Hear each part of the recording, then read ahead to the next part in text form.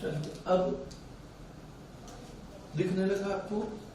देखो तुम्हारी स्क्रीन पे ऊपर एक ब्लू कलर की स्क्रीन आ रही होगी, उसको तुम हटा भी सकते हो। वो स्क्रीन शेयरिंग वाली है। ऊपर देखो छोटी विंडो भी ऊपर ओपन हो रही होगी, उसको तुम हटा सकते हो क्योंकि लिखा हुआ दिखेगा नहीं। अब मैंने तुम्हें बोला arrange the following in protic and aprotic. थोड़ा सा किस क्या तेजी से लिख देता हूं कि तुम्हें किस किस में अरेंज करना है। H2O non polar, non polar water, methanol, C2H5OH, formic acid, acetic acid, ammonia, acetone, DMSO, DMF, DMA, benzene, cyclohexane, n hexane. अब तुम्हें ये जो है इन सॉल्वेंट्स को अरेंज करना है इन तीन कैटेगरी के अंदर। You to arrange the solvents in polar, non polar, protic, aprotic. तो लास्ट क्लास में हमने पढ़ा दो तरह के सॉल्वेंट है। एक वो जिनके पास डायपोल मोमेंट है, दूसरा वो जिनके पास डायपोल मोमेंट नहीं है। एक वो जिनके पास डायपोल मूवमेंट है, दूसरे वो जिनके पास डायपोल मूवमेंट नहीं है। जिन पे डायपोल मूवमेंट नहीं है वो नॉन पोलर है। अगर अपन इसको ऐसा देख के डिवाइड करते हैं, पोलर, प्रोटिक, तो बस एक रिवीजन भी हो जाएगा। टिक करना है अपने को यहाँ, तो अपनी स्क्रीन पे देख सकते हो अमोनिया, एसीटोन, DMF, DMA, ये DMA कर लो, बेंजीन, एनहेक्सेन, साइक्लोहेक्सेन। अब तुम्हें इन्हें अरेंज करना है पोलर या नॉन पोलर के ऑर्डर में। पहला वाटर। वाटर कैसा है? पोलर भी है और प्रोटिक भी है। प्रोटिक सॉल्वेंट क्या होते हैं? जिनमें हाइड्रोजन, फ्लोरीन, ऑक्सीजन या नाइट्रोजन जैसे छोटे और हाईली इलेक्ट्रोनेगेटिव से जुड़ी हो। Methanol polar protic, ethanol polar protic, formic acid polar protic, acetic acid polar protic, ammonia polar protic. Acetone polar aprotic. Acetone में एक स्पेशल केस है, तुमको समझना होगा क्योंकि एसीटोन में टॉटोमैरिज्म है। तो मेजर कंट्रीब्यूशन पोलर अप्रोटिक का है। DMSO polar aprotic, dimethyl formamide, dimethyl acetamide, ये पोलर अप्रोटिक में आ गए। अब अगर तुमको बेंजीन दिया है non polar, n hexane non polar, cyclohexane non polar, तो जो अपने वेल नोन सॉल्वेंट है वो तीन तरह के हो सकते हैं, नॉन पोलर, और जो पोलर है वो दो तरह के होंगे, पोलर प्रोटिक और पोलर अप्रोटिक। ये सब हमको साल भर ऑर्गेनिक वर्क पढ़ते वक्त काम आएंगे, पोलर अप्रोटिक। अब ये लास्ट क्लास का एक पार्ट है कि arrange the following in increasing order. अब आपको किसमें अरेंज करना है? इंक्रीजिंग ऑर्डर में, ऑर्डर न्यूक्लियोफिलिसिटी और बेसिसिटी। कल हमने पढ़ा था लेफ्ट टू राइट जाने पे न्यूक्लियोफिलिसिटी और बेसिसिटी पैरेलल होती है। मतलब जो ट्रेंड, अगर तुम घर पे देख रहे हो, साइड में एक विंडो आ रही है, ऊपर छोटी विंडो आ रही है जिसमें तुम्हें कुछ दिख रहा है, उस विंडो को तुम ऑफ कर सकते हो क्योंकि यहाँ कोई पीपीटी वगैरह भी हम शेयर नहीं कर रहे हैं। अब तुमको यहाँ देखना है न्यूक्लियोफिलिसिटी। तो अपन ने लास्ट क्लास में पढ़ा था लेफ्ट टू राइट जाने पे एसिडिक कैरेक्टर बढ़ता है तो कॉन्जुगेट बेस का बेसिक कैरेक्टर डिक्रीज होगा। कॉन्जुगेट बेस का बेसिक कैरेक्टर डिक्रीज होगा, सो न्यूक्लियोफिलिसिटी और same will be the order of basicity. जो न्यूक्लियोफिलिसिटी का ऑर्डर है वही बेसिसिटी का ऑर्डर है। तो ये कौन से पीरियड के एलिमेंट थे? Second. Same trend third period के एलिमेंट तो भी दिए हैं, कॉन्जुगेट बेस, सीलेन, दिस और बेसिसिटी ऑर्डर सेम होगा, बेसिसिटी ऑर्डर सेम होगा। थर्ड वाले को देखो, लास्ट कल ही पढ़ा है अपन ने, top to bottom acidic nature of non oxy acid increases, ऊपर से नीचे नॉन ऑक्सी एसिड का एसिडिक कैरेक्टर बढ़ता है, मतलब कॉन्जुगेट बेस का बेसिक कैरेक्टर कम होगा। तो यहां पर सबसे पहले तुम देखो basic character, fluoride more than chloride, more than bromide, more than iodide. अब तुम्हें कोई सॉल्वेंट तो नहीं दिया है, मैंने तुम्हें लास्ट क्लास में बताया था, अगर प्रोटिक सॉल्वेंट है, पोलर प्रोटिक सॉल्वेंट है, पीपीएस है, तो वो कैटाइन एनाइन दोनों को सॉल्वेट करेगा, छोटे एनाइन को ज्यादा सॉल्वेट करेगा। अब न्यूक्लियोफिलिसिटी का ऑर्डर उल्टा है, ये ध्यान रखो। देखो यहाँ पे न्यूक्लियो लास्ट क्लास पढ़ चुके हैं, उसी का एक्सट्रैक्शन मैंने तुम्हें शीट भी दी है, मैंने तुम्हें लास्ट क्लास के ऊपर एक शीट भी दी है, उसे सॉल्व करो। ऑर्गेनिक केमिस्ट्री पढ़ने का एक ही फंडा है, जितनी ज्यादा बार तुम रीडिंग करोगे, जितना पढ़ोगे, फिर क्वेश्चन सॉल्व करोगे, ये डेवलप हो जाएगा। इसमें ऐसा नहीं कि हम डिराइव करें, हमको चीजें मालूम होना चाहिए, हमें फंडामेंटल मालूम होना चाहिए। तो मैथमेटिकल डेरिवेशन नहीं। अब तुम देख लो OH और SH, top to bottom basic nature, तो top to bottom basic nature, जबकि न्यूक्लियोफिलिसिटी का ऑर्डर क्या हो जाएगा? न्यूक्लियोफिलिसिटी का ऑर्डर इसका उल्टा। यहां पर देखो basic order, top to bottom, nucleophilicity उल्टा। अब तुमने यहां देखा दो ट्रेंड यहां पर आए, देखो ये इंपॉर्टेंट, थर्ड और फोर्थ लिखना नहीं है, लिखना नहीं है, ये तो जितनी बार तुमने सॉल्व करोगे ये अपने आप सीक्वेंस, इतने ही ऑब्जेक्टिव क्वेश्चन बनते हैं।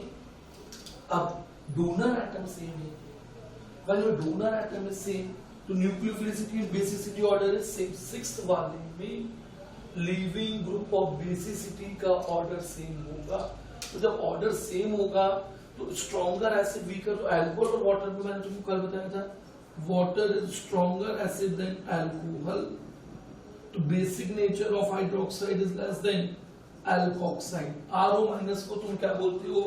एल्कोक्साइड। तो नेगेटिव ओवर दिस, सो यहां पर न्यूक्लियोफिलिसिटी और बेसिसिटी का ऑर्डर, न्यूक्लियोफिलिसिटी और बेसिसिटी का ऑर्डर सेम। अब देखो ये अपन ने कल पढ़ा था, second point, when donor atom is same, nucleophilicity and basicity order is same. Basicity order, acetic acid stronger than phenol, phenol is stronger than water, water is stronger than alkoxide, water is stronger than alkoxide, water किससे stronger है? water किससे stronger acid है? अब तुम यहाँ पे देखो donor atom same है, तो न्यूक्लियोफिलिसिटी और बेसिसिटी का ऑर्डर, यहाँ पर nucleophilicity and basicity order same होगा, इधर पे न्यूक्लियोफिलिसिटी और बेसिसिटी का ऑर्डर सेम होगा। तो अब ऑर्डर क्या बन रहा है इसमें? Alkoxide, carboxylate, phenoxide, hydroxide, alkoxide. अब इन दोनों में देखो, इनके एसिड कौन सा है? Carboxylic acid. इसका एसिड कौन सा है?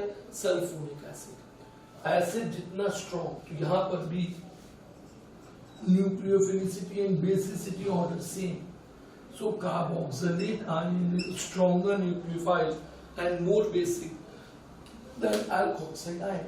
अब फिर अपन ने क्लास में पढ़ा था पहला point, negatively charge species are stronger base and stronger nucleophile, stronger base and stronger nucleophile. तो यहां भी न्यूक्लियोफिलिसिटी एंड बेसिसिटी सेम होगी, यहां भी न्यूक्लियोफिलिसिटी और बेसिसिटी सेम होगी।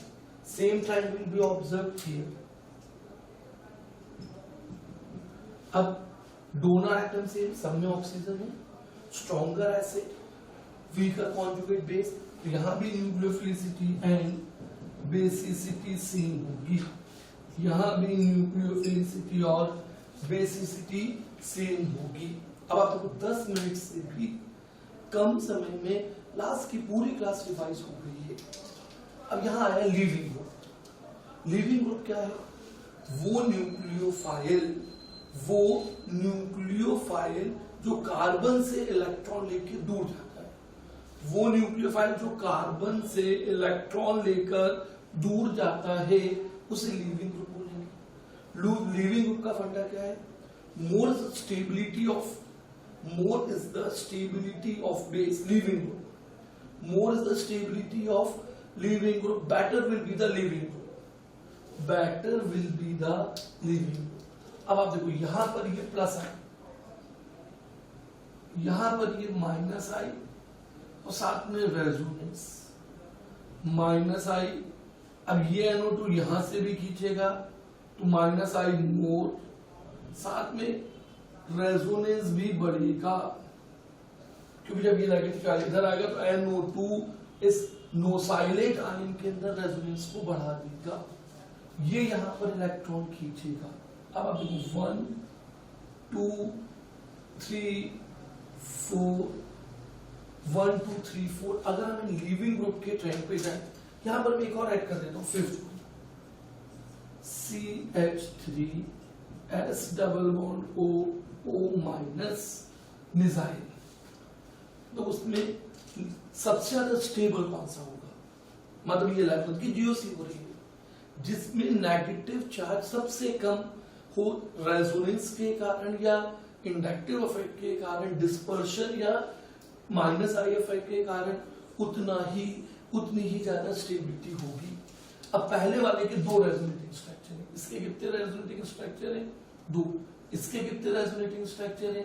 3। तो यहां बनेंगे और इधर क्या बनेंगे? इसके 3 resonating structure. So stability order of 1 is less than 5, 5 is less than 4, 4 is less than 2, 2 is less than 3, 2 is less than 3, 2 is less than 3. The stability order is this. More is the stability, better will be the leaving group. More is the stability, better will be the leaving group. So leaving group trend will be C. Leaving group trend will be C. जितनी ज्यादा stability होगी उतना अच्छा leaving group होगा, better leaving group, better leaving group, अच्छा leaving group आएगा। तो leaving group क्या है? तो मैंने कल आपको दो चीज बताई, जब एनायन या न्यूक्लियोफाइल कार्बन को इलेक्ट्रॉन देता है, जब वो किसको इलेक्ट्रॉन देता है? कार्बन को। तो जब वो कार्बन को इलेक्ट्रॉन दे रहा है तो वो किसकी तरह काम कर रहा है? न्यूक्लियोफाइल। जब वो कार्बन से दूर जाता है, जब वो कार्बन से दूर जाता है तो वो किसकी तरह काम करने लगता है? लिविंग ग्रुप की तरह। तो ये क्लास में बेस एक्सरसाइज थी, यही मैंने लगभग तुम्हें शीट में दिया है, तुम इसका एक बार स्क्रीनशॉट ले सकते हो।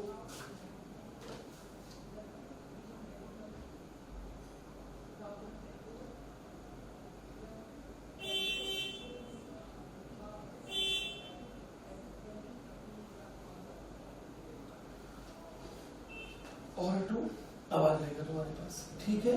चलो अब आगे बढ़ते हैं। जरा मैं तुम्हें लिविंग ग्रुप पे ही और काम करूं, कल जहां पढ़ा रहा था, फिर और चीजें तुम्हें सिखाऊंगा।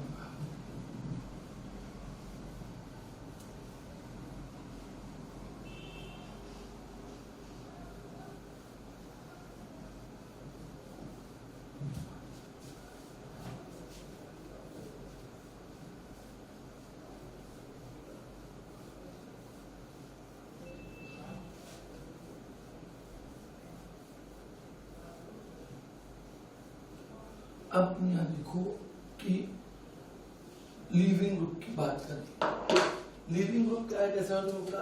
अब अगर आपने से ये रखा CH3, यहां पर तुमने ग्रुप लगा दिया OTS।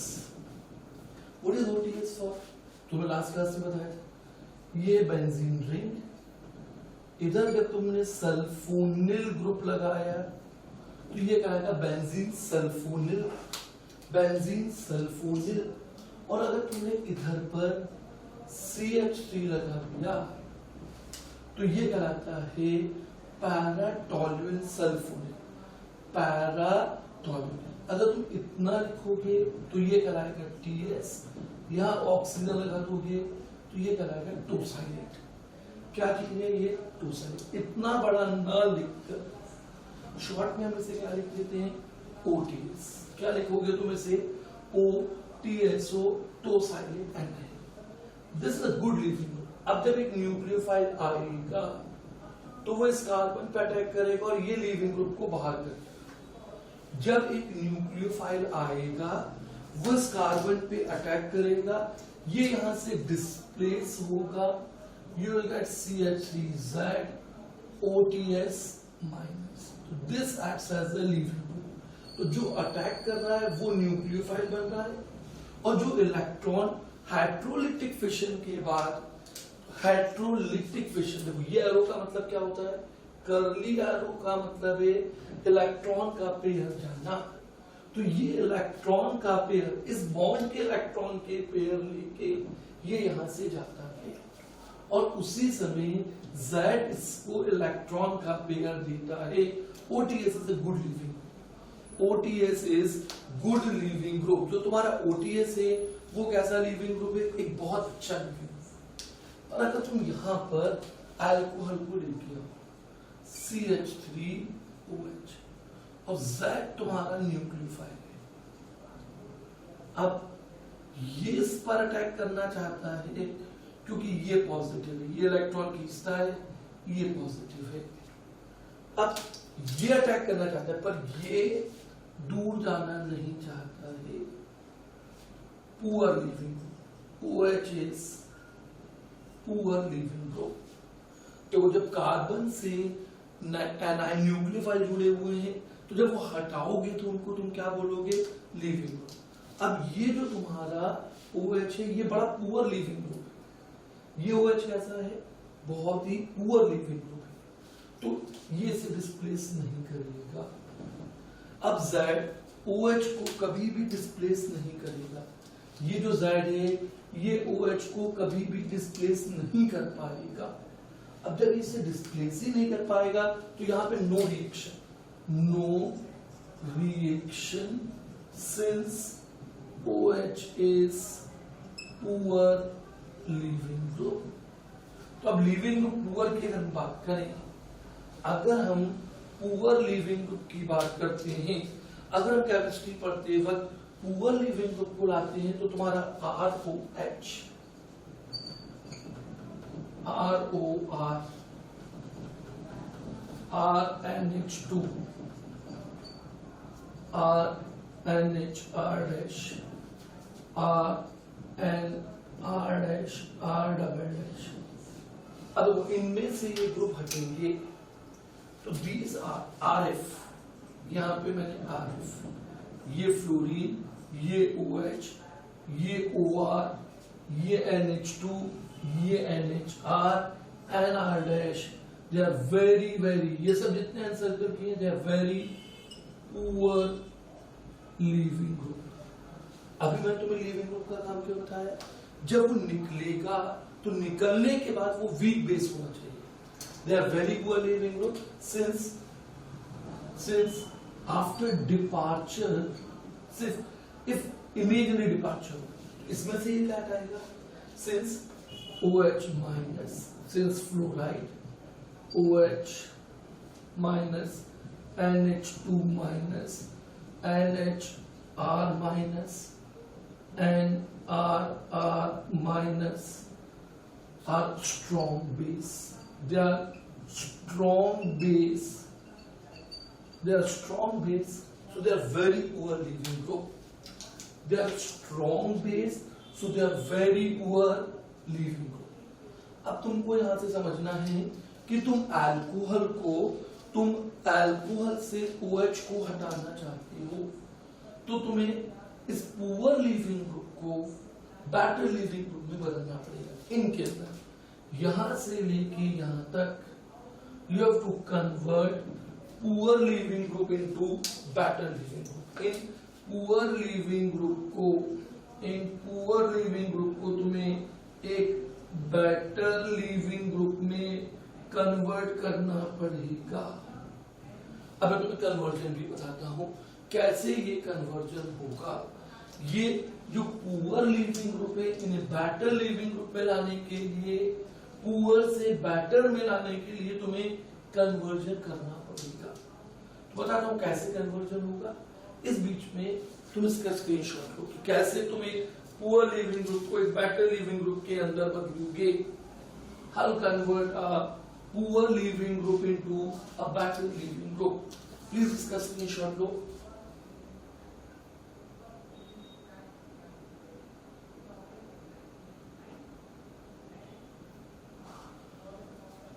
अब अगर तुम्हें पुअर लिविंग ग्रुप को बेटर लिविंग ग्रुप के अंदर कन्वर्ट करना है तो तुमको मैं तरीके से सिखाता हूं। देखो मैंने क्या बोला, OH इज पुअर, तो अल्कोहल में न्यूक्लियोफिलिक सब्स्टिट्यूशन नहीं होगा, अल्कोहल में डायरेक्टली नहीं होगा। अब तुम बता दो अल्कोहल में कैसे होगा। अगर तुम यहां पर रिएक्शन देखो या आईटी में आया हुआ रिएक्शन, इसको हटा दो।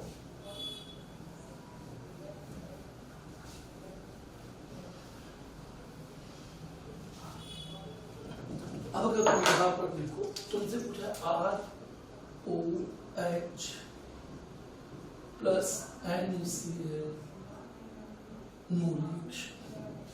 अल्कोहल और सोडियम क्लोराइड के बीच में कोई रिएक्शन नहीं है। अल्कोहल और सोडियम क्लोराइड के बीच में कोई रिएक्शन नहीं है, since OH is very poor living, बहुत ढीठ और मक्कार किस्म का ग्रुप, कार्बन से चिपका हुआ है, कार्बन से चिपका हुआ है, इसलिए कभी भी दूर नहीं जाएगा। अब अगर तुम अल्कोहल को पहले सल्फ्यूरिक एसिड से रिएक्ट करा दो और यहां NaCl तो रिएक्शन हो जाएगा। अल्कोहल सल्फ्यूरिक एसिड और NaCl के साथ रिएक्ट करके रिएक्ट कर जाएगा। अब कैसे रिएक्शन होगा तुम यहां पे समझो। पहले सल्फ्यूरिक एसिड आयोनाइज होगा H प्लस बाय सल्फ्यूर। अगर कंसंट्रेटेड है तो एक ही बार आयोनाइज होगा और अगर डाइल्यूट है तो दोनों बार आयोनाइज हो जाएगा। हमें इससे कोई लेन देन अभी आया नहीं। अब अल्कोहल अपने लोन पेयर लेकर आए, एक एसिड बेस रिएक्शन हो, लुईस का एसिड बेस रिएक्शन हो और ऑक्सीजन पे पॉजिटिव चार्ज आ जाए। अब देखो ऑक्सीजन पे पॉजिटिव चार्ज, ये बदल गया ऑक्सोनियम आयन। किसमें बदल गया ये? ऑक्सोनियम आयन के अंदर। अब ये इस चीज के अंदर कन्वर्ट हो गया है ऑक्सोनियम आयन। इस ऑक्सोनियम आयन पे जब Cl, अब इस बीच में कुछ सल्फ्यूरिक एसिड NaCl से भी रिएक्ट करेगा, H2SO4 plus NaCl, you will get HCl plus NaHSO4। तो ये जो तुम्हारा क्लोराइड आया, ये क्लोराइड तुम्हारा या तो HCl से आएगा या NaCl से आएगा। अब ऑक्सीजन पे पॉजिटिव चार्ज आया तो उसकी इलेक्ट्रोनेगेटिविटी बढ़ी। अब ऑक्सीजन इस बॉन्ड के इलेक्ट्रॉन को लेके भागेगा तो ये यहां अटैक करेगा। अब ये अटैक करेगा तो देखो तुम्हें क्या मिला, RCl प्लस H2। अब मान लेते अगर यहाँ पे रिएक्शन है, मान लो लेट अस अज्यूम कि यहाँ रिएक्शन है RCl प्लस OH माइनस, मान लो ये रिएक्शन है। अब मैं पूछूंगी बस who is a better living group? So H2O is better living group than OH minus। H2O किससे अच्छा लिविंग ग्रुप है? OH minus। क्यों? Anions are more unstable, that's why they are stronger nucleophile than this। और leaving group का एक ही फंडा है, निकलने के बाद जितना स्टेबल हो, निकलने के बाद जितना स्टेबल हो। तो तुमने यहां पर दो पॉइंट लिखे। अल्कोहल इससे रिएक्ट करता है, अब ये हटता है RCl बनता है, साथ में NaOH या जो भी तुम चाहते हो वो प्रोडक्ट लिखे जा सकते हैं। तो तुम यहाँ पे देखो, यहाँ पे रिएक्शन हो गया, सेकंड वाले में यहाँ पर रिएक्शन हो गया है, यहाँ पे सेकंड वाले में क्या हुआ है, रिएक्शन हो गया है, सेकंड वाले में रिएक्शन हुआ है, पहले वाले में रिएक्शन नहीं हुआ। तो मतलब अल्कोहल में जब भी रिएक्शन तुम कराओगे तो तुम्हें पुअर लीविंग ग्रुप को एक बेटर लीविंग ग्रुप में बदलना होगा। अब तुम चाहते हो, या तुम यहाँ देखते हो ROH और HCl, प्रैक्टिकली रिएक्शन बहुत कम है, अल्कोहल के केस में रिएक्शन कम है, तो यहां तुम जिंक क्लोराइड को ऐड करते हो। यहां तुम किस चीज को ऐड करते हो, जिंक क्लोराइड। अब वो जिंक क्लोराइड यहाँ पे क्या करता है तुम्हें यहां समझना है, ये आगे चल के कहलाएगा ल्यूकाजिन। ये जो कॉम्बिनेशन है ये आगे चल के तुम्हारा कहलाता है ल्यूकास रिएजेंट। अल्कोहल की केमिस्ट्री में इसे तुम आगे चल के बोलते हो ल्यूकास। जो मैं यहाँ लिख रहा हूं अगर तुम्हें नहीं दिख रहा है तो तुम्हारी स्क्रीन पे आने वाली विंडो को तुम हटा सकते हो, उसे क्लोज कर देना। ये है तुम्हारा ल्यूकास रिएजेंट। अब देखो, जब तुमने HCl और जिंक क्लोराइड को रिएक्ट कराया तो इस रिएक्शन से ZnCl4 प्लस 2H प्लस, तो H प्लस की कंसेंट्रेशन बढ़ गई, यहां पर H प्लस की कंसेंट्रेशन बढ़ गई। अब ROH से H प्लस रिएक्ट करेगा तो तुम्हें मिलेगा ROH2 plus oxonium. ROH2 plus क्या मिलेगा तुम्हें, ऑक्सोनियम आए, again a better leaving group, again better leaving group, एक अच्छा लीविंग ग्रुप तुमको यहाँ पे मिलेगा। अब अगर तुम यहाँ देखो कि अल्कोहल इस जिंक क्लोराइड से भी रिएक्ट करे, तो कल मैंने तुमको बताया था ट्रांजिशन मेटल के कैटायन जो है वो इलेक्ट्रॉन पेयर को एक्सेप्ट कर सकते हैं। तो यहां पर तुम्हें मिलेगा ROH ZnCl2, ROH ZnCl2, या तुम इस बॉन्ड को हटा दो और यहाँ पे ये बॉन्ड तो ये प्लस ये minus, again better leaving group. अब ये कार्बन का साथ छोड़ना चाहता है, ये कार्बन का साथ छोड़ना चाहता है, तो यहां पर रिएक्शन हो जाएगा, रिएक्शन पॉसिबल होगा। यहां पे OH को तुम Cl से हटा सकते हो, यहां तुम OH को Cl से हटा सकते हो, OH कैन बी रिप्लेस। तो तुम्हें क्या ध्यान रखना है, अल्कोहल, अमाइंस या fluoride, they are very poor leaving group. अगर इनको यहां से तुम्हें डिटैच करना है, अगर तुम्हें इनको यहां से दूर करना है, तो इस पुअर लिविंग ग्रुप को तुम किस में कन्वर्ट करोगे, बेटर लिविंग ग्रुप। तो in alcohol electronucleophilic substitution is possible in acidic medium. तो alcohol undergoes substitution as well as elimination in acidic medium। अब आपके जो अल्कोहल हैं, जो आपके अल्कोहल है वो किस मीडियम में सब्स्टिट्यूशन को दिखाएंगे या एलिमिनेशन रिएक्शन को दिखाएंगे, तो एसिडिक मीडियम में। आपने अल्कोहल, तो अगर NaCl है रिएक्शन ही नहीं होगा, अगर NaCl के साथ अल्कोहल का रिएक्शन नहीं है, इस रिएक्शन में जिंक क्लोराइड जो है ना वो कैटलिस्ट है, इस रिएक्शन में जिंक क्लोराइड कैटलिस्ट है। आगे और डिटेल में ल्यूकास टेस्ट को पढ़ेंगे जब मैं तुम्हें SN1 SN2 रिएक्शन को पढ़ाऊंगा। तो तुम यहाँ पे क्या देखते हो, पहला पॉइंट देखा कि अल्कोहल में ये OH इससे दूर जाना नहीं चाहता है। अब अल्कोहल में ये OH इससे दूर जाना नहीं चाहता है, तो इसे दूर करने के लिए तुम अल्कोहल को किसमें बदलते हो, तुम अल्कोहल को किसमें बदलते हो, oxonium ion. You converted alcohol into oxonium ion. Please इसका स्क्रीनशॉट लो। इसका स्क्रीनशॉट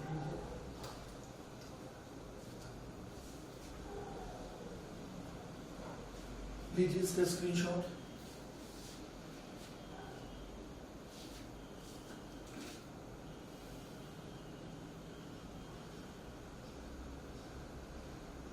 अब मैं इसे हटा दूं, ध्यान से देखिएगा, पूरा खेल इसके आसपास है। बहुत सारे बच्चे 11, 12 पढ़ लेते, इवन जेईई मेंस ने क्वालिफाई कर लिया, उनके कंस्ट्रक्ट लिए एडवांस दोगे तो डेफिनेटली ये सारी चीजें काम आएंगी तुम्हारी। अब तुमको यहाँ समझना होगा, अभी तक ऐसी कोई रटने वाली केमिस्ट्री नहीं है। मैंने बोला लीविंग ग्रुप जो कार्बन से न्यूक्लियोफाइल के रूप में दूर जाता हो। अब मैं इसको हटाता हूँ यहाँ से, और तरीके यहाँ से तुम अल्कोहल को एक पुअर लीविंग ग्रुप से बेटर लीविंग ग्रुप में बदलो, और तरीके जहां तुम अल्कोहल को OH को हटाना चाहती हो तो तुम उसे एक बेटर लीविंग ग्रुप में बदलो। अब फोर्थ पॉइंट, ROH THCl, इसमें प्रोडक्ट मिलता है ROTs minus HCl. What does THCl stands for? Tosyl chloride. What does THCl stands for? अभी मैं तुमको थोड़ी देर पहले बताया, THCl का मतलब tosyl chloride. This is your paratoluene sulfonyl chloride, जिसे तुम शॉर्ट में लिख देती हो ये। अब देखो ये बदल गया है एस्टर में, sulphonic ester. What does ROTS stands for? तो ROTS stands for this thing.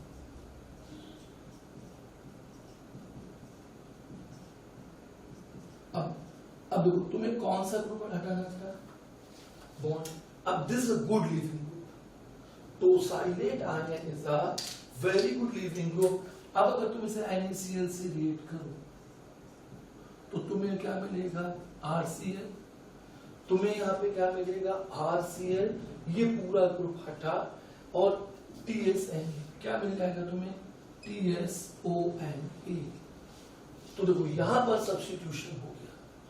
इस OH को हटाना मुश्किल था, तो इसे पुअर लीविंग ग्रुप को, तुमने इस पुअर लीविंग ग्रुप को वेरी गुड लीविंग ग्रुप में बदल दिया। तो अब लास्ट क्लास में तुमने जो पढ़ा था उसी ट्रेंड का तुम यहाँ पर यूज करो कि तुम पहले अल्कोहल को NaCl, अब तुम्हें करना है NaCl क्या है? Nosyl chloride minus HCl, RONS, again a very good leaving group reacting with NaCl, RCl plus NSONA। तुम अल्कोहल के साथ BSCl brosyl chloride minus HCl, ROBS, फिर तुम NaCl लाओगे, RCl BSONA। ये रिएक्शन बहुत तेज होगा। This is very fast, this being very fast, क्योंकि ये बहुत अच्छा लीविंग ग्रुप है, तो रिएक्शन हो गया। इसी तरह से तुम यहाँ पे मिसाइल ट्रिफाइल क्लोराइड को भी ला सकते थे। अब एक और तरीका है, तुम अल्कोहल को एसिड क्लोराइड CH3COCl से रिएक्ट करके एस्टर, अब तुम्हारा हो गया ROC डबल बॉन्ड CH3, मतलब तुम अल्कोहल को एस्टर्स में बदल रहे हो। बेसिकली ये सल्फोनिक एस्टर है। ये क्या चीज है? This is your sulphonic ester, और ये तुम्हारा सिंपल एस्टर है। तो एस्टर में रिएक्शन इसके कंपैरिजन में स्लो होगा, क्योंकि acetylate ion is good moderate leaving. तो अब तुमने जब NaCl को दिया तो तुम्हें मिला RCl CH3 COONA। तो OH को पुअर लीविंग ग्रुप से बेटर लीविंग ग्रुप में बदलने के लिए, अल्कोहल को पुअर लीविंग ग्रुप से बेटर लीविंग ग्रुप में बदलने के लिए पुअर से बेटर में बदलने के लिए तुमने यहाँ पे क्या किया, या तो मीडियम को एसिडिक बनाया, वहां पे बनाया ऑक्सोनियम।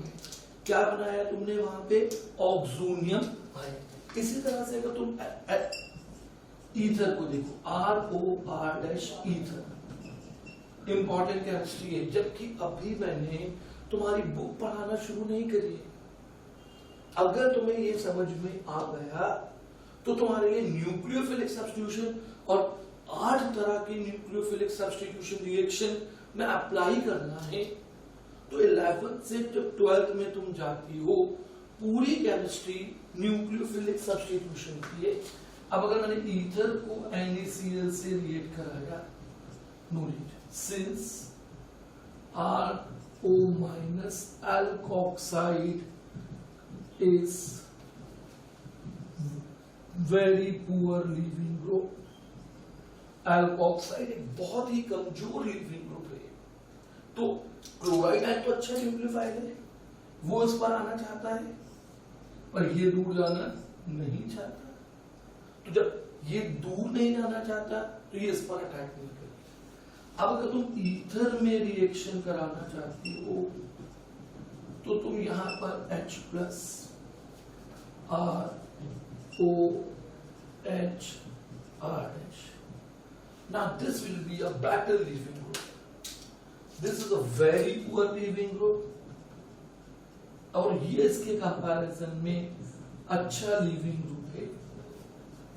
अब तुम न्यूक्लियोफाइल लाओ, R हटेगा, R' हटेगा, ये आगे यहां रिएक्शन होगा, यहां पर रिएक्शन होगा। कौन सा रिएक्शन होगा, क्या होगा, ये भी एक इंपॉर्टेंट केमिस्ट्री है, ये भी, ये स्कूल के लिए भी इंपॉर्टेंट है, जेई के लिए। तो तुम यहाँ पर क्या देखते हो, अल्कोहल और ईथर में जब तुमको कार्बन से न्यूक्लियोफाइल को हटाना है, लीविंग ग्रुप के रूप में तुमको हटाना है, तो पुअर लीविंग ग्रुप को तुम बेटर या वेरी गुड लीविंग ग्रुप में बदल दो। तो एसिडिक मीडियम में बेटर हुआ, this is a better leaving group, these are very very good या best leaving group, you converted into a best known leaving group ONS या OBS। इसका screenshot लीजिए प्लीज।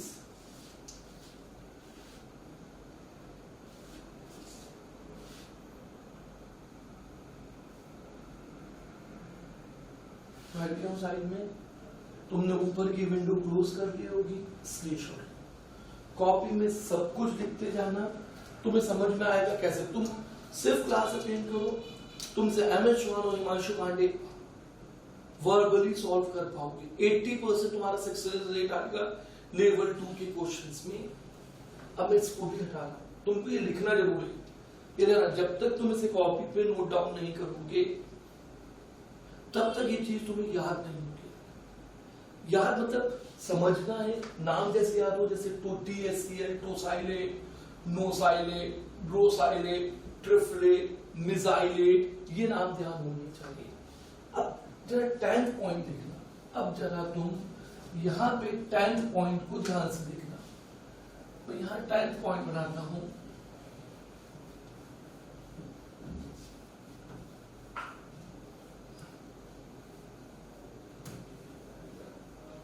क्यों मैंने ये केमिस्ट्री लिखी, जिससे तुम समझ पाओ चीजों। 10th पॉइंट जब तुम देखोगे, अल्कोहल के केस में अगर तुमने H+ को यूज किया तो तुम्हें ROH2+, और यहां से ये ऐसा हो सकता है, यहां से ये ऐसा हो सकता है, पर ये टेक्निक तुम अमाइंस के साथ यूज नहीं कर सकती। तुमको यहां समझना है, ये अमाइंस लिया, ये तुमने क्या लिया, amine, NH3+, it's a better leaving group. Ammonium ion is a better leaving group than amide ion. जितना स्टेबल है। अब इसके बाद अगर ये आगे गया तो ये रिएक्शन फिर एक बार रिवर्सिबल होगा। जब ऊपर ये रिएक्शन अगर 3 डिग्री पर है तो इरिवर्सिबल है, पर यहां ये रिएक्शन रिवर्सिबल होगा, since ammonia is a strong is a good base. Ammonia is a stronger base than water. Stronger base than water. Ammonia water से स्ट्रॉन्गर बेस है. जो अपना अमोनिया है वो किससे स्ट्रॉन्गर बेस है? वाटर से. तो अब अल्कोहल के अंदर, ईथर के अंदर अगर तुमको न्यूक्लियोफाइल लाना है और उनको हटाना है तो मीडियम को क्या करना होगा? एसिडिक या उन्हें सल्फोनिक एस्टर. अब तुम अमाइंस के केस में acidic medium is not suitable, तो तुम अमाइंस में क्या करोगे? अब तुम अमाइंस के अंदर देखो, तुम RNH2 को THCl से रिएक्ट कराओ. What is THCl? Tosyl chloride. Amines की केमिस्ट्री में इसे एक बार आगे जाके तुम हिंसबर्ग रिएजेंट भी पढ़ोगे, पर अभी वो हमारा उद्देश्य नहीं है. अब जब तुमने अमाइंस से रिएक्ट कराया तो तुम्हारा TS ये बन गया तुम्हारा डाइअमाइड, ये बन गया तुम्हारा डाइअमाइड. अब इसमें तुम न्यूक्लियोफाइल को लाओ. So this is a very good leaving. Sulphonamides are good leaving group. यहाँ पर amide sulphonamides are good leaving group. You will get RZN minus TH2. अब हम बात करें क्योंकि हमें न्यूक्लियोफिलिक सब्स्टिट्यूशन पढ़ना है, तो न्यूक्लियोफाइल आएगा और हटाएगा. तो अमाइंस के केस में दो तरीके से तुम न्यूक्लियोफिलिक सब्स्टिट्यूशन कर सकती हो. अमाइंस के केस में तुम दो तरह से न्यूक्लियोफिलिक सब्स्टिट्यूशन. अल्कोहल में तुम बहुत सारे तरीके थे. यहाँ पे THCl ले आओ. अब पर यहाँ पे एसिडिक मीडियम काम नहीं कर. अमाइंस के लिए acidic medium is not suitable. Alcohol के लिए, ईथर के लिए एसिडिक मीडियम सुटेबल. अल्काइल में कोई मीडियम नहीं क्योंकि halogens are good leaving group. Chloride, bromide and iodide are good leaving group. अब अगर तुम यहां पर देखो, एक ट्रेंड को देखो, RNH2, इसे तुम जब NaNO2 और HCl, ये रिएक्शन में तो मैं आगे पढ़ाऊंगा, बहुत इंपॉर्टेंट रिएक्शन है. जेई में मैं बोल सकता हूं कि आने वाले ऑर्गेनिक के जो आने वाले क्वेश्चन है उनमें सबसे इंपॉर्टेंट क्वेश्चन में से एक हो. अब जब तुम आइस कोल्ड लेते हो, पूरी मैकेनिज्म वगैरह पढ़ाऊंगा. ये जो चीज है, this is source of nitrous acid. किस चीज का सोर्स है ये? Nitrous acid. जब प्राइमरी अमाइन नाइट्रस एसिड से रिएक्ट करता है, it get converted into R and triple bond and plus. R and triple bond and plus. अब न्यूक्लियोफाइल इसको आके डिस्प्लेस करेगी तो तुम्हें मिला RZ और N2. N2 is best leaving group. अब N2 तुम्हारा one of the best leaving group in chemistry. क्यों? क्योंकि एक since removed in form of gas, entropy को बढ़ाएगा. अगर एक लिक्विड से गैस बन रही है तो एंट्रोपी को बढ़ाएगा. सेकंड, इनर्ट है, सेपरेशन आसान है, नाइट्रोजन को हटाना आसान है. थर्ड, इनर्ट है, किसी और से रिएक्ट नहीं करेगा. तो N2 is a good leaving group. या one of the best leaving group in chemistry. N2 and O2 इसी तरह से तुम यहाँ देखोगे, N2 and O2 are very very good leaving group. अब अगर ऑक्सीजन, अल्कोहल से O2 बनाना मुश्किल होगा, पर नाइट्रोजन को NH2 ग्रुप को हटाने के लिए बड़ा सक्सेसफुल मेथड है reaction with nitrous acid. And N2 is better than O2. N2 is better leaving group than O2 due to large bond energy of N2. ज्यादा स्टेबल, N2 ज्यादा stable है. जो N2 होता है वो ज्यादा स्टेबल है, तो N2 is a better leaving group. Leaving group क्या है? जो इस बॉन्ड के हेटेरोलिटिक फिशन से इस बॉन्ड के इलेक्ट्रॉन, देखो यहां से ये चीज नहीं हो पाएगी कि ये बॉन्ड टूटे, पर ये वाला बॉन्ड तोड़ना तुम्हारे लिए आसान होगा। ये वाला बॉन्ड तोड़ना बहुत आसान होगा। एक तो नाइट्रोजन थर्ड इलेक्ट्रोनेगेटिव था और पॉजिटिव चार्ज आने से इसकी इलेक्ट्रोनेगेटिविटी फ्लोरीन से भी ज्यादा होगी। ये जो नाइट्रोजन पॉजिटिव है या ऑक्सीजन पॉजिटिव है, इनकी इलेक्ट्रोनेगेटिविटी बढ़ती है, हेटेरोलिटिक फिशन की टेंडेंसी बढ़ जाती है, लीवेबिलिटी बढ़ती है, रिएक्शन होगा। तो अगर तुम्हें अमाइन से NH2 ग्रुप को हटाना है तो तुम्हारे पास उनको सल्फोनामाइड, ये क्या चीज बन गया है? सल्फोनामाइड में बदलो, सल्फोनामाइड्स में बदलो और फिर सब्स्टिट्यूशन कराओ। तो alcohol and ether can be converted into, alcohol और ईथर किस में बदलते हैं? अल्कोहल और ईथर एसिडिक मीडियम या सल्फोनिक एस्टर या सिंपल एस्टर में बदल के लीविंग ग्रुप में कन्वर्ट होंगे। पर NH2 या तो सल्फोनामाइड या नाइट्रोनियम है। अब देखो ये डाइजोनियम, ये किसमें बदल दिया तुमने इसे? डाइजोनियम। किस ग्रुप में तुमने बदला इसे? डाइजोनियम आयन में। तुमने इसे डाइजोनियम आयन में बदला, तो डाइजोनियम आयन से जब नाइट्रोजन निकलता है तो वो N2 के रूप में बाहर आता है and it is one of the best leaving group in chemistry. N2 is one of the best reason यहां पर दिए हैं, प्लीज इसका स्क्रीनशॉट लो।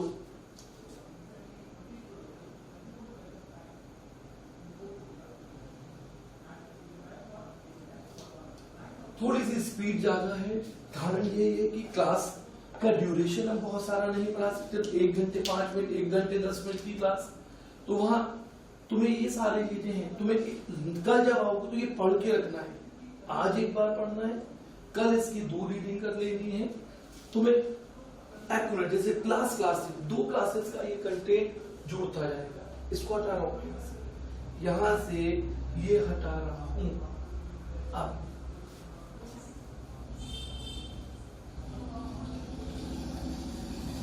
एक कंसेप्ट और सिखाता हूं। ये जीओसी है, रिएक्शन मैकेनिज्म का पार्ट जीओसी, पर हम इसे अपने काम के लिए यूज करेंगे। पहले तुम यहां पर एक चीज देखो, कल अपन ने यहां पर क्या पढ़ा है? देखो nucleophilicity, nucleophilicity, fluoride, chloride, bromide, iodide. अब यहां पे nucleophilicity in polar aprotic, in polar protic important. जब कुछ नहीं लिखा है तो पोलर प्रोटिक ही होगा। Fluoride, chloride, bromide, iodide. देखो पोलर प्रोटिक, पोलर अप्रोटिक। अब जब तुम यहां देखोगे तो पोलर प्रोटिक में न्यूक्लियोफिलिसिटी का ऑर्डर क्या है? पोलर प्रोटिक में fluoride, chloride, bromide. Polar aprotic में fluoride, chloride, bromide and iodide.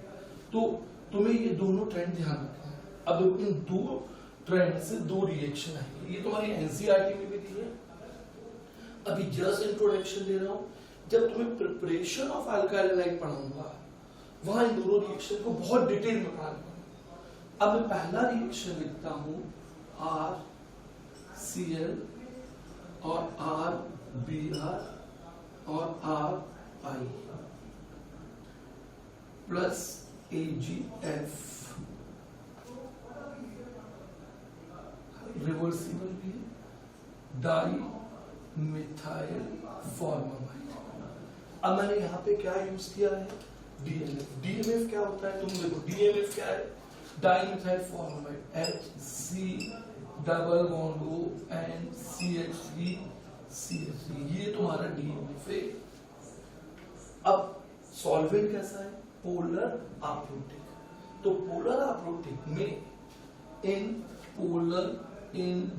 Polar aprotic fluoride is stronger nucleophile than other halide.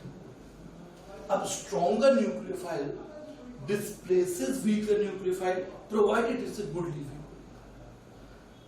Stronger nucleophile displaces weaker nucleophile provided it is a good leaving. तो यहाँ पे ये fluoride ion आकर attack करेगा और तुम्हें मिलेगा RF plus AgCl plus AgBr plus AgI. अब स्ट्रॉन्गर न्यूक्लियोफाइल यहां पर क्या हुआ? Polar aprotic fluoride stronger nucleophile. So stronger nucleophile displaces weaker nucleophile. अब इस रिएक्शन का नाम होता है, this reaction is named as a Short's reaction, as WART, Short's reaction. कौन सा रिएक्शन है ये? शॉर्ट्स. एनसीईआरटी बुक तक में ये दिया हुआ है. तो फ्लोराइड को अगर तुम्हें बनाना है तो केमिस्ट्री में फ्लोराइड के इंट्रोडक्शन वाले दो ही रिएक्शन तुम्हें मिलेंगे. एक मिलेगा शॉर्ट्स और एक मिलेगा तुम्हें बार्शी. वो एक अलग तरह का रिएक्शन है, ये एक अलग तरह का रिएक्शन है. तो तुमने शॉर्ट्स रिएक्शन में यहाँ क्या किया? Stronger nucleophile displaces weaker nucleophile. Strong nucleophile से तुमने किसको डिस्प्लेस कराया? वीकर न्यूक्लियोफाइल इन एसीटोन. अब अगर तुमने एसीटोन लिया है तो अब तुम पहले एसीटोन को समझो. यहां पर तुम पहले एसीटोन को समझो. एसीटोन में होती है टॉटोमेरिज्म. CH2OH CH3. 99.99% तो यही है. 99.99% तो यही है. ये कैसा है? Polar aprotic. और ये वाला पार्ट है पोलर प्रोटिक. इनॉल, जो इसका इनॉल है वो पोलर प्रोटिक. दोनों के कैरेक्टर है, पर ये बहुत कम अमाउंट में है. तो एक रिएक्शन, अगर ये विंडो क्लोज हो रही है तो मैं यहां लिखता हूं. एक रिएक्शन जिसमें तुम लोगे RCl और RBr. RF नहीं है. RF बहुत ही पुअर लीविंग ग्रुप है. जो RF है वो बहुत ही पुअर लीविंग ग्रुप है, तो हम RF का उपयोग नहीं करते हैं. अब इसके साथ तुमने यहाँ पे NaI लिया. अब तुमने यहाँ पे क्या ले लिया? NaI. अब तुमने यहाँ पर इसके साथ क्या लिया हुआ है? NaI. और सॉल्वेंट के रूप में तुमने यूज किया एसीटोन. सॉल्वेंट के रूप में तुमने किस चीज को यूज किया है? You are using acetone. Which solvent is use here? Acetone. तो रिएक्शन देखो, तुम्हें मिलेगा RI, तुम्हें यहां मिलेगा RI, यहां तुम्हें मिलेगा RI, साथ में ये NaCl और इसे यूज किया तो NaBr. NaCl और NaBr मिलेगा. अब एसीटोन का जो पोलर प्रोटिक पार्ट है उसके कारण ये रिएक्शन हुआ. तो iodide ion is stronger nucleophile in polar protic. पूरा ध्यान से समझना, पूरी चीजों को ध्यान से देखते रहिएगा. This reaction is a very very famous reaction known as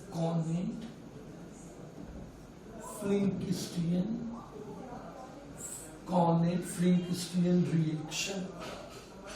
ये रिएक्शन कहलाता है Cournot-Flynn-Christian reaction. क्या नाम है इस रिएक्शन का? Cournot-Flynn-Christian reaction. तो अल्काइल हैलाइड जब NaI और एसीटोन से रिएक्ट करता है तो आयोडाइड आयन इसे डिस्प्लेस कर रहा है. तो स्ट्रॉन्गर न्यूक्लियोफाइल डिस्प्लेसेस वीकर. अब ये रिएक्शन पीछे आना चाहता है, तो पीछे आने को रोकने के लिए ये NaCl और NaCl and NAB are insoluble in acetone. NaCl and NABr is insoluble in acetone, therefore precipitate. तो ये रिएक्शन अब इरिवर्सिबल हो जाएगा, ये रिएक्शन अब इरिवर्सिबल हो जाएगा। क्या हुआ इस रिएक्शन के अंदर? Stronger nucleophile displaces weaker. तो एसीटोन में दोनों के कैरेक्टर है, अप्रोटिक के भी और प्रोटिक, पर इसका ये कैरेक्टर यहाँ पर यूज ही नहीं हुआ क्योंकि Cl और Br जो हैं वो प्रेसिपिटेट हो गए। आगे इस रिएक्शन को बहुत डिटेल में पढ़ने वाले कॉलिन फ्लिंकिस्टियन आयोडाइड इंट्रोड्यूस करने के लिए बेटर रिएक्शन।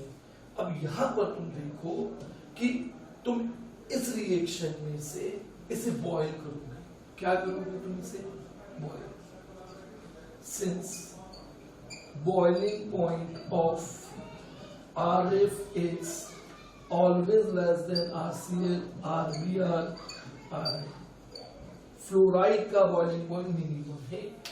यहाँ जितने भी रिएक्टेंट प्रोडक्ट थे तो ये रिएक्शन भी अब रिवर्सिबल से इरिवर्सिबल की तरफ चला गया। ये रिएक्शन भी अब रिवर्सिबल से इरिवर्सिबल की तरफ चला गया। सबसे कम बॉइलिंग वाले कंपोनेंट को तुमने बॉइल किया तो ये वेपोराइज हो जाएगा, हीट करने पे ये वेपोराइज होगा और ये रिएक्शन कैसा हो जाएगा? इरिवर्सिबल। तो देखो तुम्हें न्यूक्लियोफिलिसिटी अगर नहीं कुछ लिखा है तो पोलर प्रोटिक और पोलर अप्रोटिक में, प्रोटिक और अप्रोटिक में न्यूक्लियोफिलिसिटी के ट्रेंड होते हैं, रिएक्शन अलग अलग है। ये बड़ा फेमस और इंपॉर्टेंट रिएक्शन शॉर्ट्स, ये बड़ा इंपॉर्टेंट रिएक्शन कॉनेट फ्लिंकिस्टियन। अभी हमने सिर्फ रिएक्शंस के इंट्रोडक्शन ही लिए हैं, इनकी कंडीशन, इनकी कन्वर्जन SN1 SN2 पढ़ने के बाद इनकी रिएक्शन, इनकी कंडीशन हम SN1 SN2 पढ़ने के बाद करेंगे। इसका भी स्क्रीनशॉट लो।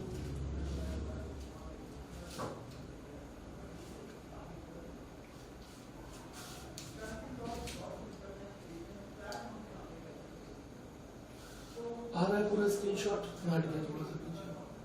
ले लिया है। अब एक और चीज समझो, ये टर्मिनोलॉजी भी इंपॉर्टेंट है क्योंकि जब माइक्रो एडिशन पढ़ोगे तो वहां पर ये काम आएगा। तो ध्यान रखो, मैं हटा रहा हूं से।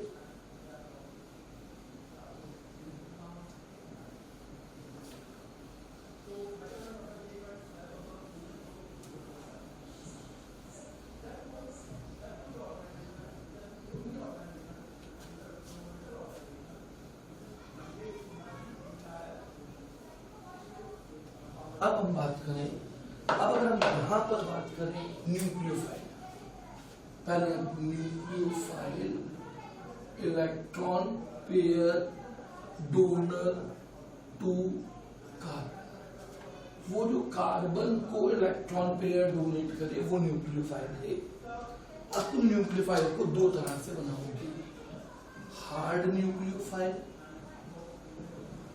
और सॉफ्ट न्यूक्लियोफाइल। पियर्सन नाम के साइंटिस्ट ने लुईस के कंसेप्ट को आगे मॉडिफाई किया हार्ड न्यूक्लियोफाइल और सॉफ्ट न्यूक्लियोफाइल के कंसेप्ट के अंदर। अब मैं देखो तुम्हें हार्ड और सॉफ्ट की बात करें, हार्ड न्यूक्लियोफाइल और सॉफ्ट न्यूक्लियोफाइल। हायर, यहां पर देखो क्या होगा, higher electron density on donor. अब डोनर एटम पे इलेक्ट्रॉन की डेंसिटी ज्यादा कंसंट्रेट हो जाएगी, high electron charge density on donor. Soft के अंदर देखो क्या है, तुमको समझना है, lower electron density on electron charge density on donor atom. बताता हूं क्या है, क्या ये टर्म। तो शुरू में ही अगर अपन अपने फंडामेंटल्स को सुधार लें तो चीजें आसान होंगी। शुरू में अगर हम सुधारते हैं small size, small size anion, small size anion, large size anion, strong base, moderate और वीक बेस। ध्यान से समझना क्या लिखा हुआ है, आगे इन ट्रेंड्स को यूज करेंगे। अब जनरली हार्ड न्यूक्लियर वैल्यू का सेकंड, फर्स्ट या सेकंड पीरियड की फर्स्ट और सेकंड पीरियड बेस, फर्स्ट या सेकंड पीरियड की जो बेस है, हाइड्राइड आयन, ड्यूटेरेटेड एनायन और hydroxide anion, NH2 minus CH3 minus fluoride. First और सेकंड पीरियड के जो एनायन है, फर्स्ट और सेकंड पीरियड के जो एनायन है वो किसकी तरह काम करते हैं, they acts as a hard nucleophile. अब न्यूक्लियोफाइल को हार्ड और सॉफ्ट बनाएंगे। इसी तरह से third and onward period anions are soft nucleophile. तो अगर तुम यहां पर एग्जांपल लोगे, chloride, bromide, iodide, SH minus, RS minus, etcetera, ये सब किसकी तरह काम कर रहे हैं, ये सब किसकी तरह काम कर रहे हैं, सॉफ्ट न्यूक्लियोफाइल। पियर्सन ने बोला कि वो जिनमें इलेक्ट्रॉन डेंसिटी एक छोटे एटम पे कंसंट्रेट होगी, जिन्हें पोलराइज करना मुश्किल होगा, वो होंगे हार्ड, जो आसानी से पोलराइज हो, इजीली पोलराइज हो, जो इजीली पोलराइज हो, उन्हें तुम बोलोगे सॉफ्ट न्यूक्लियोफाइल। अब अगर मैंने एक न्यूक्लियोफाइल ऐसा लिया, R C डबल बॉन्ड रो S माइनस, तो इसके अंदर होगा रेजोनेंस। तो रेजोनेंस के कारण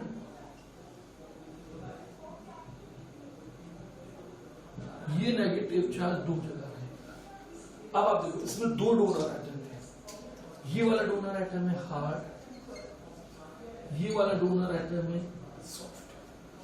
अब एक ही में दो डोनर एटम हैं, दो डोनर एटम है हार्ड और सॉफ्ट, तो तुम्हारे न्यूक्लियोफाइल कितनी तरह के होते हैं, दो तरह के। कितनी तरह के न्यूक्लियोफाइल होते हैं, दो, हार्ड और सॉफ्ट। इसी तरह से तुम electrophile, electron pair acceptor from carbon, जो कार्बन से इलेक्ट्रॉन का पेयर लेगा, जो कार्बन से इलेक्ट्रॉन का पेयर लेगा, वो इलेक्ट्रोफाइल है। अब तुम्हारे इलेक्ट्रोफाइल फिर दो तरह के होंगे, हार्ड इलेक्ट्रोफाइल और सॉफ्ट इलेक्ट्रोफाइल। अब हार्ड इलेक्ट्रोफाइल का मतलब हुआ higher positive charge. Positive charge एक छोटी सी जगह पे कंसंट्रेट हो जाए, यहां पे लोअर मैग्नीट्यूड ऑफ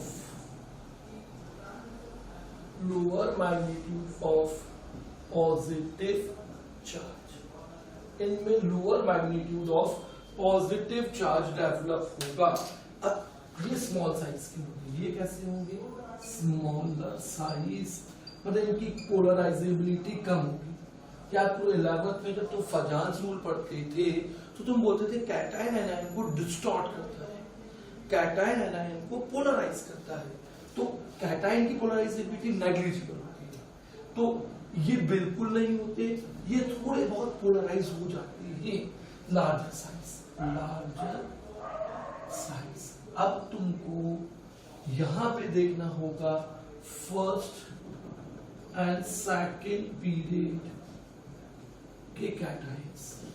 अब जब तुम यहां पे बात करोगे फर्स्ट और सेकंड पीरियड के कैटायंस, तो H plus, B plus, T plus, Be2 plus, beryllium 2 plus, beryllium 2 plus, NO plus, NO2 plus.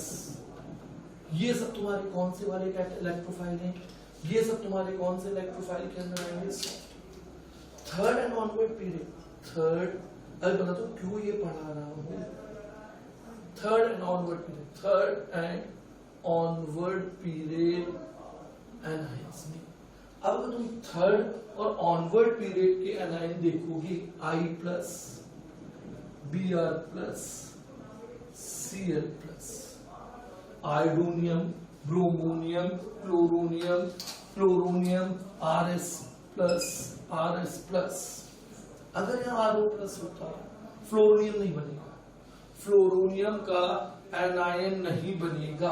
अब यह CH3Cl very very important soft nucleophile, जबकि CH3Br, CH3I सॉफ्ट और ये हार्ड में आया। तो तुमने अपने इलेक्ट्रोफाइल और न्यूक्लियोफाइल का एक और कैटेगरी बना ली, अपने न्यूक्लियोफाइल इलेक्ट्रोफाइल की एक और कैटेगरी बनाई, उनको फर्दर कैटेगराइज किया, हार्ड न्यूक्लियोफाइल और सॉफ्ट। जनरली बुक में नहीं होता है ये कंसेप्ट, बुक में नहीं है, पर जब हम क्वेश्चन सॉल्व करते हैं तो ये कंसेप्ट बड़ा इंपॉर्टेंट हो जाता है। तो मैं बता दूं कैसे ये कंसेप्ट काम करता है। तो इलेक्ट्रोफाइल तुम्हारे दो तरह के होंगे, हार्ड और सॉफ्ट। न्यूक्लियोफाइल तुम्हारे दो तरह के होंगे, हार्ड और सॉफ्ट। इलेक्ट्रोफाइल और न्यूक्लियोफाइल तुम्हारे कितने तरह के हैं? दो तरह के। तो वैसे भी एक जनरल नॉलेज के लिए, फिजिकल केमिस्ट्री के लिए एक कंसेप्ट बन गया, सॉफ्ट न्यूक्लियोफाइल, हार्ड न्यूक्लियोफाइल। तो ऊपर वाले जो है वो हार्ड है, नीचे वाले जो है वो सॉफ्ट है। तो किसी भी ग्रुप में ये हार्ड सॉफ्ट कठोरता नहीं है, ये क्लासिफिकेशन है। ये वो वाली हार्डनेस है कि हमको कोई चीज पकड़े और वो हमको कड़क लगे। ये हार्ड और सॉफ्ट एक कैटेगरी है इलेक्ट्रॉन की डेंसिटी से जुड़ी हुई। तो जब तुमको लेवल 2 में कुछ क्वेश्चंस को सॉल्व करना होगा तो ये कंसेप्ट का हम यूज करेंगे। तुम इसका स्क्रीनशॉट जल्दी से इसका स्क्रीनशॉट लो। एक कंसेप्ट और पढ़ाता हूँ, 5-7 मिनट क्लास को और आगे बढ़ाते हैं, फिर क्लास आसान हो जाएगी। तुमने यहाँ पे क्या देखा? हार्ड और सॉफ्ट। क्या ठीक है, इतना पढ़ लो आज, कल इसी कंसेप्ट को आगे बढ़ाते। क्या टाइम हो गया अभी? तुम बहुत देर से पढ़ रहे हो, रोक देते हैं क्लास को, यहीं पे रोकते हैं। कल इसी से आगे बढ़ते हुए न्यूक्लियोफिलिक सब्स्टिट्यूशन की तरफ चलेंगे। इससे आगे बढ़ते हुए हम न्यूक्लियोफिलिक, कल की क्लास बहुत इंपॉर्टेंट होगी क्योंकि कल की क्लास से तुम्हें सब्स्टिट्यूशन समझ में आएगा।